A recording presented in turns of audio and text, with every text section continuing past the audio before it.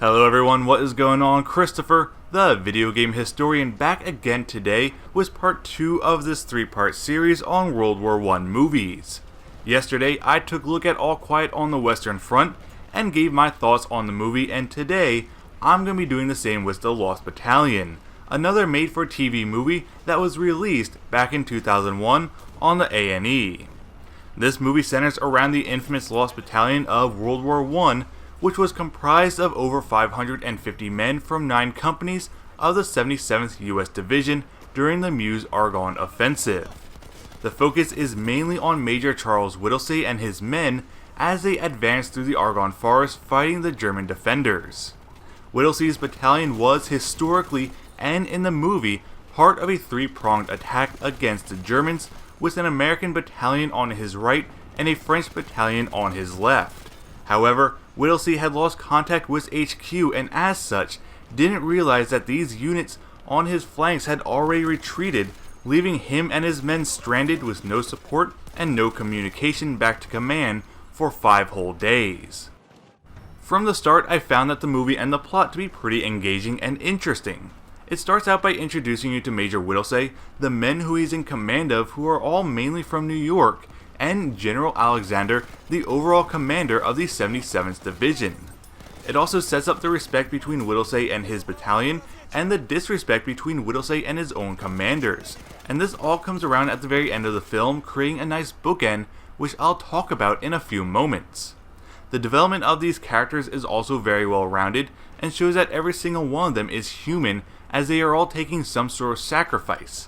Even if General Alexander comes off as cold-hearted towards Whittlesey, he is still shown as someone who could never thank what that battalion did enough, and that he too was taking great loss during this campaign. The Germans too were developed really well, showing them as people concerned about their men, and even the fate of the Americans, and overall showing them in a more humane light. When one of the Americans becomes captured and taken back to the German rear for interrogation, the German Major Prince asks the American, "Are you officers so callous? You're surrounded, you have no chance of relief. Every night you send out patrols, and every night we kill them. We can hear the cries of your wounded lieutenant. There is no dishonor in surrender." This is just one of the many times that the dialogue in the movie is really powerful, especially in this scene, as the writers could have easily vilified the Germans, showing them as evil monsters, but instead chose to just humanize them. Even after the interrogation, the Germans let the officers go back to his men with a note that read, "The suffering of your wounded can be heard over here in the German lines, and we are appealing to your humane sentiments to stop. A white flag shown by one of your men will tell us that you agree with these conditions. Please treat the soldier who bears this note as an honorable man. He is quite a soldier. We envy you." Reportedly, Whittlesey's response was "go to hell," and he tossed the flag back at the Germans and continued on to fight. Eventually, after 5 days of fighting and trying to reach command, which they eventually did by signaling one of their aircraft pilots who was flying up above, who spotted their location, Whittlesey's battalion, which started out with just over 500 men and had been cut down to just over 200, were finally rescued by reinforcements. In this final scene of the movie, General Alexander confronts Whittlesey, telling him that promotions and commendations are in order for him and his men, to which he responds by handing him the collection of dog tags from the dead, telling Alexander that despite their efforts and accomplishments, these losses were not acceptable, letting him know that his men are better than you, General. They're better than me. They always are. When the General suggests bring Whittlesey back in his staff car, his only words back are, "That's not acceptable, sir. I'll stay with my men," where he begins to walk back with the remainder of his battalion, creating that nice bookend I mentioned earlier. Now, as far as the combat and action goes, it's actually not too bad. The movie is filled with action throughout its runtime and never feels like it lingers or gets too bogged down.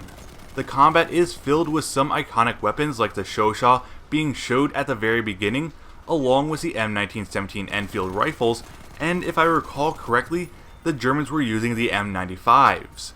Keep in mind though that this was a made-for-TV movie, so like All Quiet on the Western Front, the production values are not as high as a movie made for the big screen, so some of the combat is a little cheesy, but it still manages to do a phenomenal job at showing the realities of combat in this war and how brutal it was. The cast is also brilliant and every actor gives a compelling performance. Major Whittlesey is played by Ricky Schroeder, who is known as Mike Doyle in 24 and Detective Danny Sorensen in NYPD Blue, while General Alexander is played by Michael Brandon, who is mainly known as the narrator in Thomas and Friends, though did show up in Captain America 1 as Senator Brandt. There's also at least 4 actors who also appeared in the Band of Brothers miniseries at the same time, which just goes to show that every show or movie is connected to that miniseries in some way. For those curious, the actors are Tim Matthews, Adam James, Phil McKee, and Wolf Collar, who played Alex Pencala Jr., Cleveland Petty, Major Strayer, and the German General in Points, respectively.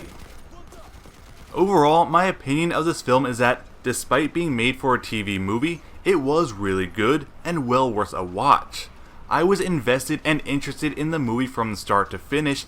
The cast of actors delivered very compelling and heartfelt performances, and while the combat was a bit cheesy at times, it was still very thrilling, capturing the brutality of fighting in this war. If you haven't seen it, I recommend giving it a watch at least once, as it showcases a very important aspect of the war in the final weeks of the fighting. The efforts that the Lost Battalion made in holding back the Germans for 5 days helped allow the Allies a breakthrough of their lines to bring the war to a close. I picked the movie up for about $5 to $10 at Walmart, or you can also find it on Amazon for about the same price. Just be aware that it is the one with Rick Schroeder from 2002 and not the 1919 film, which was casted by many of the soldiers who were there. Anyway, that's it for this video. Hopefully you all enjoyed it, and if so, please leave a like, subscribe to my channel, and if you've seen the movie, then let me know what you thought of it down below in the comments. Until next time, I'll see you all on the battlefield.